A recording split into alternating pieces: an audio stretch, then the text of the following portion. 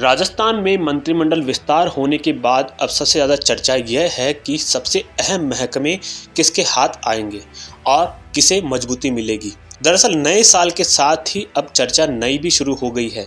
पिछले साल नई सरकार और नए मुख्यमंत्री के साथ मंत्रिमंडल विस्तार को लेकर चर्चा जारी रही और अंत में यह मंत्रिमंडल विस्तार भी हो गया। लेकिन अब चर्चा मंत्रालय के बंटवारों को लेकर शुरू हो चुकी है और सवाल यह है कि गृह मंत्रालय, वित्त मंत्रालय और कार्मिक विभाग जैसे अहम मंत्रालय किसे मिलेंगे, क्योंकि इस नए मंत्रिमंडल में सबसे पावरफुल उसे ही माना जाएगा जिन्हें यह मंत्रालय सौंपे जाएंगे।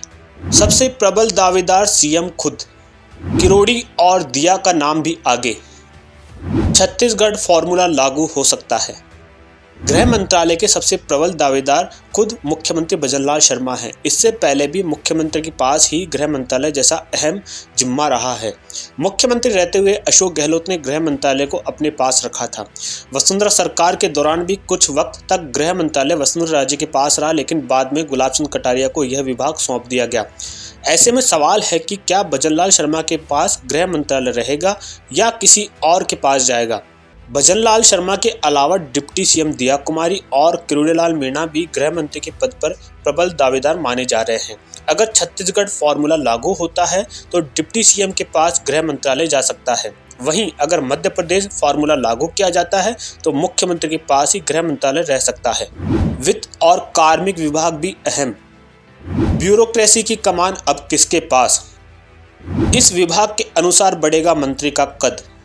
वित्त और कार्मिक विभाग भी बेहद अहम माना जाता है। कार्मिक विभाग जिसके पास होता है उसके पास पूरी ब्यूरोक्रेसी की कमान होती है, तो वहीं वित्त मंत्री के पास सबसे मलाईदार विभाग होता है। ऐसे में इन दोनों विभागों को या तो मुख्यमंत्री खुद अपने पास रख सकते हैं या किसी अन्य मंत्री को यह अहम जिम्मेदारी भी सौंप सकते हैं। अगर यह विभाग किसी और को मिलता है तो उस मंत्री का कद सरकार में बढ़ जाएगा।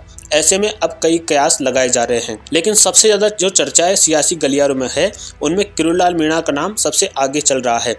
दरअसल किरोड़ीलाल मीणा को सचिवालय के मुख्य भवन में जगह नहीं मिली है और मंत्रियों के पदभार के तुरंत बाद किरोड़ीलाल मीणा दिल्ली निकल गए। ऐसे में माना जा रहा है कि किरोड़ीलाल मीणा को यह महत्वपूर्ण जिम्मा दिया जा सकता है।